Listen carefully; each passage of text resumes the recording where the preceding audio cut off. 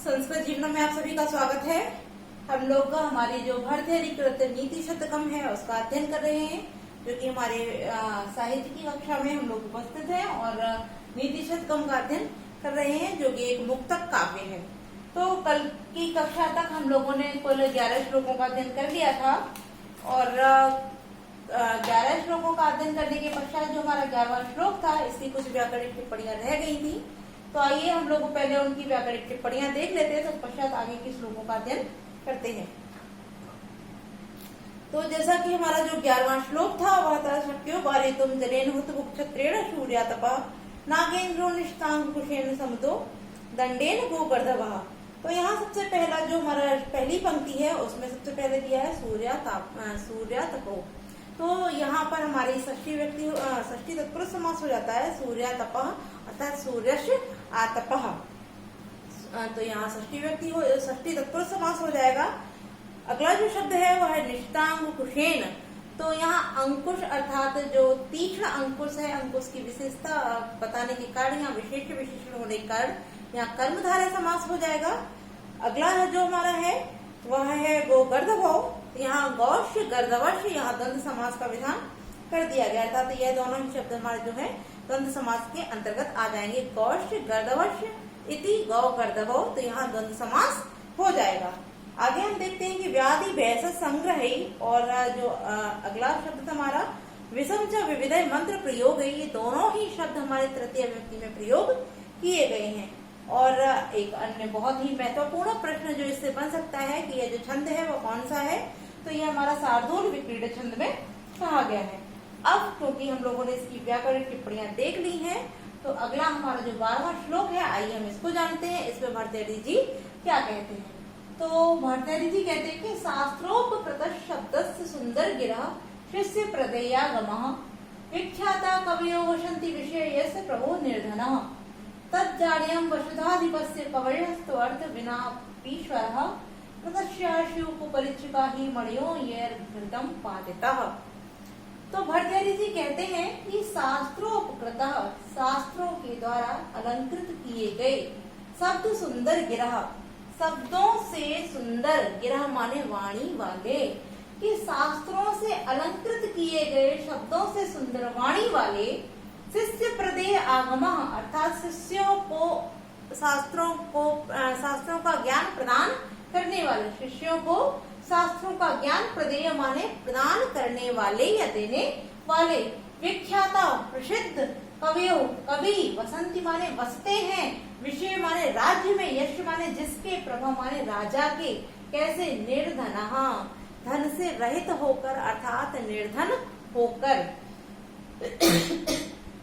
तो यहाँ भर्तृहरि जी कह रहे हैं कि जो शास्त्रों से अलंकृत शब्दों से सुंदर वाणी वाले हैं और शिष्यों को शास्त्रों का ज्ञान प्रदान करने वाले विख्यात कवि, जिस राजा के विषय माने राज्य में निर्धन होकर वसंती माने निवास करते हैं, तद माने यह वसुधाधिपस्य, वसुधा माने पृथ्वी और अधिपस्य माने राजा, पृथ्वी का स्वामी तात्पर्य राजा।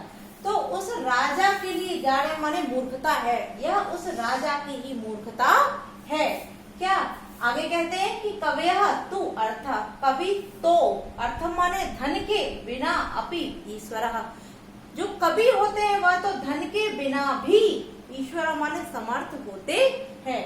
अब आगे यहाँ उपमा देते हुए कहते हैं कि ही माने क्योंकि, या माने जिनके द्वारा मणियों, मणियों अर्थात बहुमूल्य रत्न, जो मणि होती हैं बहुमूल्य रत्न होते हैं, अर्घतः, अर्घता माने उनके स्वाभाविक मूल्यों से, पात्रता माने गिरा दिया जाता है, कि जिनके द्वारा बहुमूल्य रत्नों को उनके मूल्यों से पात्रता माने गिरा दिया जाता है, यह को परीक्षिका, या तो उन अधम कोटि के परीक्षकों या पारखियों की कृतस्या निंदा के योग्य शिव माने होते हैं, कि जो जिनके द्वारा इन बहुमूल्य रत्नों को उनके समुचित स्थान या मूल्यों से गिरा दिया जाता है, यह तो उन परीक्षकों का जो उन मणियों के रत्नों का आकलन नहीं कर पाए हैं, ऐसे पारखी या परीक्षक लोगों की निंदा के योग्य होते हैं। अब हम इसको समझते हैं। तो यहाँ भर्तृहरि जी कहते हैं कि जैसे किसी भी मनुष्य के पास कोई बहुमूल्य रत्न को लेकर आया और यदि वह उसके उस बहुमूल्य जो रत्न है उसके उस मूल्य का आकलन नहीं कर पाया, यह उस रत्न की निंदा नहीं है, यह उस पारखी की निंदा है। यह इस कारण उस पारखी को निंदा के योग्य माना जाएगा जिसने उस रत्न को उसकी समुचित कीमत से वंचित कर दिया, क्योंकि वह उसके सही आकलन, उसके सही मूल्य को परख ही नहीं पाया। तो यह उस कुपरीक्षक को निंदा के योग्य बताया कि जो वो कुपरीक्षक है, गलत पारखी जो है, वह निंदा के योग्य है। क्यों? क्योंकि उसने बहुमूल्य मणि को उसका समुचित मूल्य नहीं दिया, अर्थात उसके उस समुचित मूल्य से गिरा दिया। तो यहाँ कवियों को मणि, बहुमूल्य रत्न और इन राजाओं को जो अपने राज्य के जो प्रसिद्ध कवि हैं उनको नहीं परख पाया, ऐसे कुपरीक्षकों की तुलना की गई है।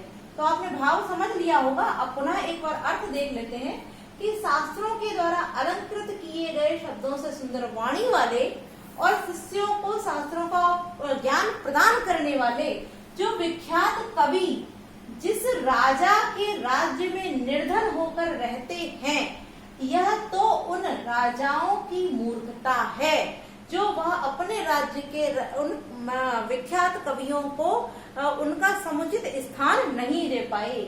और आगे कहते हैं कि कवि तो धन के बिना भी ईश्वरा अर्थात समर्थ होते हैं, क्योंकि जो जिनके द्वारा मणियों को, बहुमूल्य रत्नों को उनके मूल्यों से पात्रता माने गिरा दिया गया है, यह ऐसे जो कुपरीक्षक हैं, गलत पारखी हैं, वह निंदा के योग्य होते हैं। तो क्योंकि अर्थ हम लोगों ने देख लिया है, अब इसकी जो व्याकरणिक टिप्पणियां हैं उनको देख लेते हैं। तो सबसे पहले हम देखते हैं कि यहाँ लिखा हुआ है हमारा शिष्य प्रदेय आगमः, और सबसे पहले हमारा शब्द ये शास्त्र धन उपकृता। तो यहाँ पर शास्त्र धन उपकृता में यहाँ गुण संधि का विधान होकर शास्त्रोपकृता हो जाएगा। आगे से प्रदेय आगमः, यहाँ दीर्घ स्वर संधि हो जाएगी। आगे लिखा हुआ है यहाँ यह प्रभो निर्धना, तो यहाँ विसर्ग संधि होने के पश्चात प्रभो निर्धना विसर्ग संधि हो जाएगी। और तत्पश्चात निर्धना में बहुब्रीहि समास का विधान किया गया है। निर्गता धना यश सह, अर्थात जिसका धन चला गया है या अर्थात जो धन से रहित है, तो निर्धना यहाँ बहुब्रीहि समास का विधान किया गया है। आगे तद धन जाड्यम, तो यहाँ हमारी श्रुत संधि है, तो सूत्र से यहाँ श्रुत संधि हो जाती है। वसुधाधिपश्य, यहाँ षष्ठी तत्पुरुष समास का विधान किया गया। वसुधाया अधिपश्य अर्थात वसुधा का अधिप, तो यहाँ षष्ठी तत्पुरुष समास हो जाएगा। कव्यः तु अर्थम, अब यहाँ हम संधियां देख लेते हैं। तो कव्यः धन तू करते हैं तब यहाँ विसर्ग संधि हो जाएगी, और तू धन अर्थम जब करेंगे तब यहाँ यट संधि का विधान हो जाएगा। आगे देखते हैं विना अपि ईश्वरः, तो विना धन अपि दीर्घ स्वर संधि और अपि धन ईश्वरा, यहाँ भी दीर्घ स्वर संधि का विधान किया गया है। आगे देखते हैं कि कुपरीक्षका कुत्सिता परीक्षका, तो यहाँ कुत्सित परीक्षका अर्थात विशेष विशेषण होने के कारण कर्मधारय समास हो जाएगा। और यही धन अर्घता, यहाँ हमारी दीर्घ विसर्ग संधि यहाँ पर हो जाती है। तो अब और एक महत्वपूर्ण प्रश्न जो कि अगर आपसे पूछा जाता है कि यहाँ कौन सा छंद है, तो यह भी हमारा शार्दूल विक्रीडित छंद में ही कहा गया है। अब यहाँ से प्रश्न आपसे परीक्षा में इस प्रकार से पूछा जा सकता है कि जिन राजाओं के राज्य में कवियों को निर्धन होकर अर्थात निर्धन होकर जिस राजा के राज्य में कवि रहते हैं, वह किस प्रकार से अर्थात उन राजाओं को क्या बोला गया है, तो आप उसके लिए विशेष शब्द जो दिया है कुपरीक्षका, उसको प्रयोग कर सकते हैं। अर्थात कुपरीक्षका यहाँ पर जो राजा हैं, वसुधा अधिपस्य है, इनके विशेषण के रूप में प्रयोग किया गया है। अब हम देखते हैं हमारा जो 13वां श्लोक है, इसमें भर्तृहरि जी क्या कहते हैं। तो यहाँ भर्तृहरि जी कह रहे हैं कि साहित्य संगीत कला विहीन साक्षात पशुपुच्छ विषाणहीन तृणन्न खादन्न जीवमानस तद्भाग देयम परम पशूनाम। तो भर्तृहरि जी कह रहे हैं कि साहित्य संगीत और कला से विहीन माने रहित, कि जो मनुष्य साहित्य संगीत और कला से रहित है वह पुच्छ विषाणहीन, पुच्छ माने पूंछ और विषाण माने सींग, पूंछ और सींग से विहीन माने रहित होता हुआ साक्षात पशु ही है। तो कि साहित्य और संगीत कला से जो रहित है वह मनुष्य पूंछ और सींग से रहित होता हुआ साक्षात पशु ही है, जो कि तृण न खादन अपि, तिनके को न माने नहीं, खादन अपि खाता हुआ भी, कि जो तिनके को न खाता हुआ भी जीव मानः जीवन को धारण करता हुआ है, तद माने यह पशु नाम पशुओं का भी परम भाव ध्येयम परम सौभाग्य है। कि जो मनुष्य साहित्य संगीत और कला से रहित है वह पूंछ और सींग से रहित होता हुआ साक्षात पशु ही है, जो कि तिनके को न खाता हुआ भी जीवन को धारण करता है, और यह इन पशुओं के लिए परम सौभाग्य की बात है। अब हम लोगों ने अर्थ जान लिया, अब इसका भाव समझते हैं। तो यहाँ भर्तृहरि जी का कहने का तात्पर्य यह है कि जो मनुष्य है वो सभी प्राणियों में सबसे उच्च माना जाता है। क्यों माना जाता है? क्योंकि मनुष्य ही एक ऐसा प्राणी है जो साहित्यों का भी अध्ययन करता है, संगीत में भी अध्ययन करता है, इसकी भी रुचि लेता है और कलाओं का भी ज्ञाता होता है। किंतु जिस मनुष्य में इन तीनों ही ज्ञानों का अर्थात कलाओं का ज्ञान नहीं है, जो ना तो साहित्य ग्रंथों को पढ़ता है, ना ही संगीत इत्यादि में रुचि लेता है और ना ही किसी भी कलाओं का ज्ञाता है, तो ऐसा जो मनुष्य है वह मनुष्य ना होकर साक्षात पशु ही है। कैसा पशु है? पूंछ और सींग से रहित। क्यों? क्योंकि जितने भी जीव हैं, जो प्राणी हैं, उन सब में मनुष्य ही सबसे उच्च माना जाता है, और जो पशु होते हैं वह या तो उनके पूंछ होती है या सींग होते हैं, किंतु मनुष्य पूंछ और सींग से रहित होता है। लेकिन जिस मनुष्य में ये तीनों गुण नहीं है वह मनुष्य पशु ही है, किंतु कैसा? जिसके पूंछ और सींग नहीं है। क्योंकि मनुष्य के पूंछ और सींग तो नहीं है, किंतु जब उसको इन सभी का ज्ञान भी नहीं है तो वह पूंछ और सींग से रहित होता हुआ पशु ही हो जाएगा। अब वह पशु भी कैसा? जो तृण न खादन अपि, तिनके को न खाता हुआ। क्योंकि आप सभी जानते हैं जितने भी जीव अर्थात जो पशु होते हैं वह भूमि पर चरते हैं और तिनके जो घास इत्यादि होती है इनको खाकर ही अपने जीवन को धारण करते हैं, किंतु जो मनुष्य है वो तिनका नहीं चरता है। तो यहाँ इसीलिए कहा गया है कि तृण न खादन अपि, तिनके को न खाता हुआ भी जीवन को धारण करता है, और इस कारण वह पशुओं के लिए भी परम सौभाग्य हो जाता है।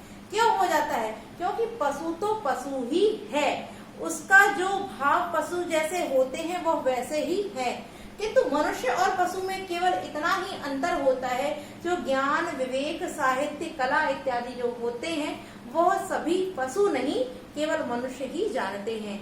और जो मनुष्य मनुष्य होकर भी इन सबसे अछूता है अर्थात इन सबसे रहित है, हीन है, तो यह तो पशुओं के लिए परम सौभाग्य की बात है।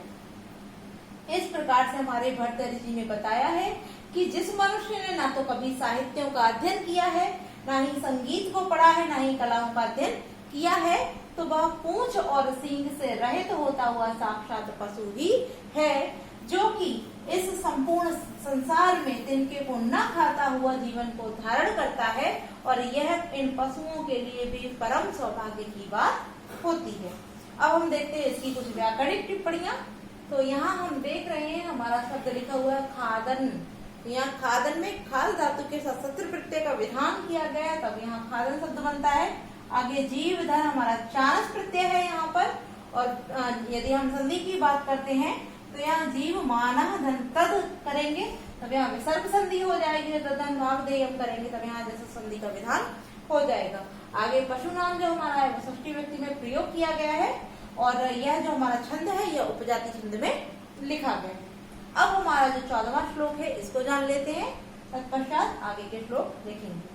तो भर्तृहरि जी कह रहे हैं कि येषां न विद्या न तपो न दानम ज्ञानम न शीलम न गुणो न धर्मः ते मर्त्य लोके भूमिभार भूता मनुष्य रूपेण मृगाश्चरन्ति। कि येषां माने जिसमें न विद्या, जिसमें न विद्या, न विद्या अर्थात विद्या नहीं है, न तपो न तप है, न दानम न दान है, ज्ञानम न ज्ञान है, न शीलम, न शील है, न गुणो, न गुण है, न धर्म और न ही धर्म है। कि जिस मनुष्य में, ये शाम यहाँ या मनुष्य से ही तात्पर्य है कि जिस मनुष्य में ना तो विद्या है, न तप है, न दान है, न ज्ञान है, न शील है, न गुण है, न ही धर्म है। ते माने वे। अब यहाँ ते जो है बहुवचन में प्रयोग किया गया, क्यों? क्योंकि ये ते अर्थात वे जिनके अंदर ये सभी गुण नहीं है, वे मर्त्यलोक के, इस मृत्युलोक अर्थात इस संसार में, भूवि इस पृथ्वी पर, भार भूता भार स्वरूप होकर, मनुष्य रूपेण मनुष्य के रूप में, मृगा चरंती, मृग अर्थात पशु ही, चरंती माने चरते हैं। अब यहाँ आप देखते हैं तो यह बहुत ही महत्वपूर्ण सूक्ति है और हमारा जो 13वां और 14वां ये दोनों ही श्लोक हैं, ये दोनों ही बहुत महत्वपूर्ण श्लोक हैं। आपने सब देखा होगा कि अभी जो टीजीटी की परीक्षा हुई है उसमें यह प्रश्न पूछा भी गया था कि यह मृगा जो है उसका अर्थ क्या है। तो वहाँ हिरण भी था, पशु भी था, अन्य शब्द भी थे। तो मैं आप सभी को बता दूं, यहाँ जो मृगा शब्द है वो पशु के लिए प्रयुक्त किया जाता है, क्योंकि अब हम लोग केवल मृग को हिरण के रूप में जानते हैं, किंतु प्राचीन समय में मृग से तात्पर्य यहाँ पशु से ही था, इसीलिए यह जो मृग शब्द है उससे अर्थ होता है पशु। अब हम इसके जो महत्वपूर्ण प्रश्न यहाँ पढ़ सकते हैं उनको भी देख लेते हैं, किंतु पहले एक बार इसके अर्थ को पुनः देख लेते हैं कि भर्तृहरि जी कह रहे हैं ये शाम माने जिस मनुष्य में न विद्या है, न तपो न तप है, न दानम न दान है, न ज्ञान है, न शील है, न गुण है, न ही धर्म है। जिस मनुष्य के अंतर्गत इन सभी गुणों में से कोई भी गुण नहीं है, ते वे इस मर्त्यलोक की मृत्यु लोक में अर्थात इस संसार में, भूवि पृथ्वी पर, भार भूता भार स्वरूप होकर, मनुष्य के रूप में मृग ही अर्थात पशु ही चरते हैं। अब सबसे पहला प्रश्न यहाँ यह बन सकता है कि यहाँ कितने गुणों का वर्णन भर्तृहरि जी ने किया है। तो हम देखते हैं, सबसे पहले कहा है कि न विद्या, फिर दूसरा तप, तीसरा दान, चौथा ज्ञान, पांचवा शील, छठवां गुण और सातवां धर्म। तो यहाँ भर्तृहरि जी ने कुल 7 गुणों के विषय में बताया है। अब यहाँ मनुष्य रूपेण ही क्यों बोला है? क्योंकि जो पशु होते हैं, आप सभी देखते हैं कि पशु अपने चारों अर्थात 2 हाथ और 2 पैर चारों से भूमि पर विचरण करते हैं, चरते हैं, किंतु जो मनुष्य होता है वो पशुओं के समान नहीं चलता है। किंतु जब यहाँ कह रहे हैं कि जिस मनुष्य में, क्योंकि ऐसा माना जाता है और माना क्या जाता है, यह सत्य भी है कि पृथ्वी पर जितने भी प्राणी हैं, सभी प्राणियों में जो मनुष्य है वो सबसे ज्यादा उच्च है। उच्च क्यों है? क्योंकि इन सभी गुणों का जो ज्ञान है वह केवल मनुष्य को ही होता है, अन्य किसी को इन सभी गुणों का ज्ञान नहीं होता है। पशु जो होते हैं, अन्य जो हमारी दैनिक नित्य क्रियाएं हैं वह सभी करते हैं।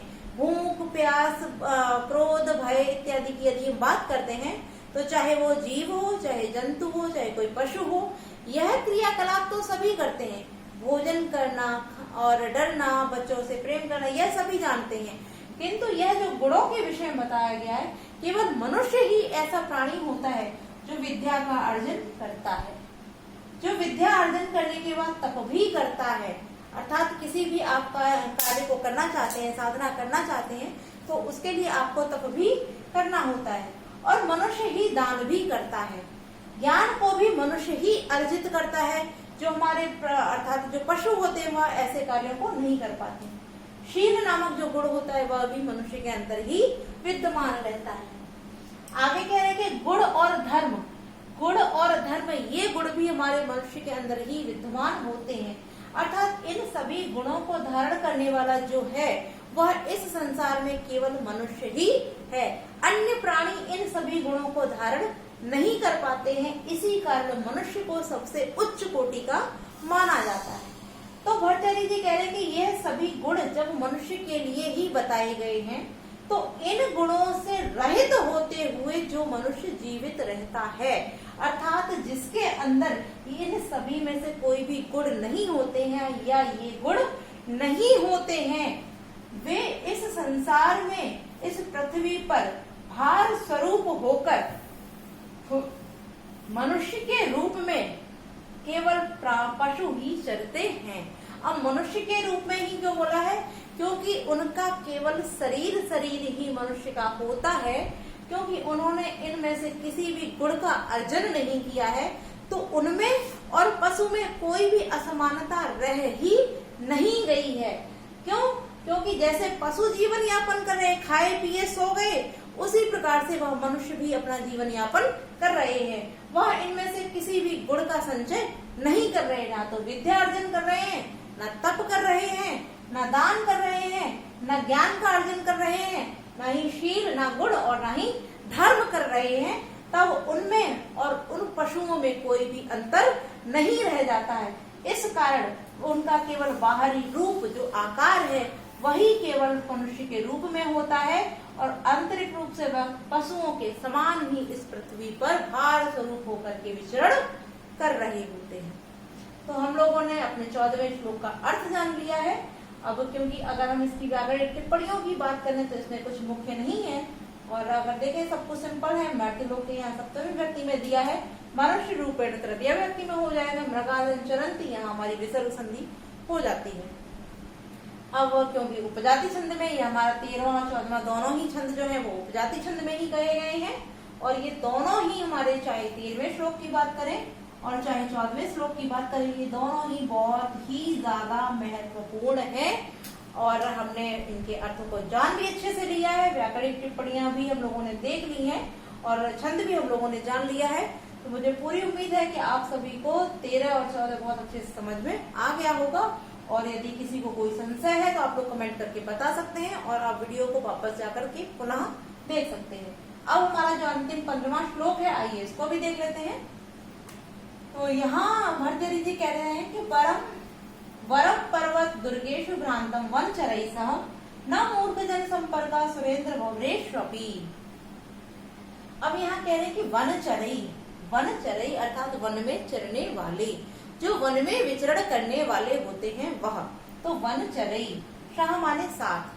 अब यहाँ तृतीय व्यक्ति में दिया है, क्योंकि यहाँ सह शब्द दिया है, तो सह के योग में तृतीय व्यक्ति होती है। सह साकम सार्धम सहयुक्ते अप्रधान सूत्र से यहाँ तृतीय व्यक्ति हो जाती है।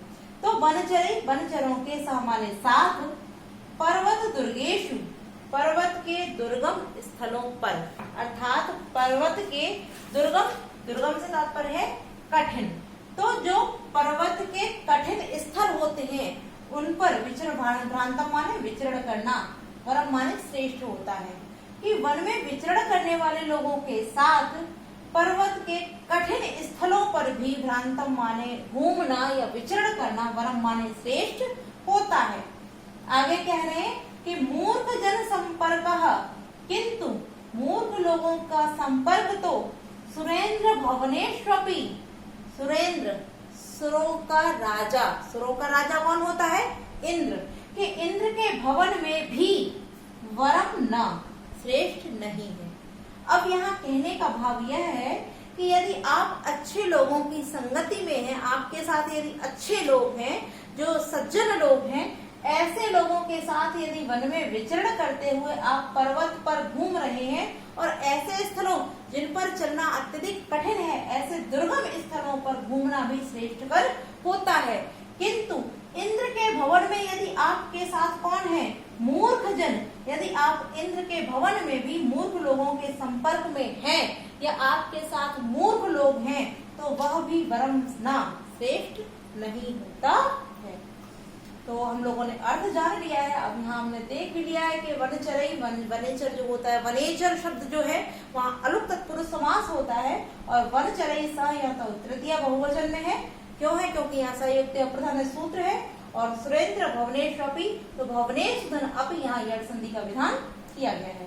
तो आज हम लोगों ने हमारे 15 श्लोक तक का अध्ययन कर लिया है। आप सभी को वीडियो अच्छी लगी तो वीडियो को लाइक अवश्य करें, और चैनल को जिन लोगों ने भी सब्सक्राइब नहीं किया, आप सभी लोग चैनल को सब्सक्राइब अवश्य करें। तो आज के लिए इतना ही। नमो नमः मित्रों।